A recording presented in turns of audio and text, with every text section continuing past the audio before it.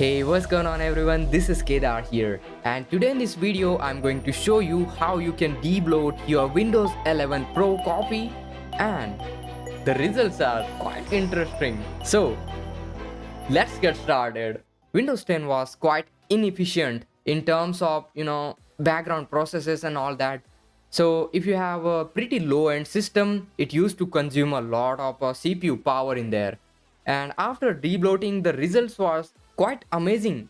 But is that really the case for Windows 11? Well, let's find out. So here we go. This is our Windows 11, and let me show you the about section. So the version I'm using in the settings, let's go ahead and open up the OS build info, and here you can see I'm using the Windows 11 Pro, the OS build 219.96.1, and now let's go ahead and open up the task manager. So here you can clearly see my ideal CPU usage is about 37. Oh my god, it's jumping to 60, 90, 67, you can see, and it's consistent and I'm not doing anything. This is not good. So let's go ahead and debloat. I have given link in the description below to debloater. Go ahead and click over here and download the zip. But this is an old fashioned way. Download zip and install it. I'm going to show you an interesting way.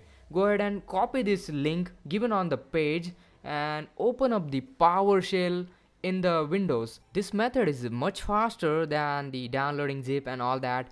You simply have to put one command. So here we go guys. Let's open up the PowerShell, and most important thing, well, you have to run this as administrator. So go ahead and click over here, and there we go. This is our PowerShell. Now simply paste this command and press enter.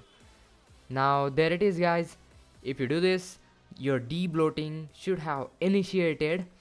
So after a few seconds or so, you'll get a prompt wherein you can configure the options for debloating. I'll keep everything simple. Just click on remove all bloatware, the second option, and after you click that, you can see the debloating process has already initiated and it is removing all the trash from your Windows 11.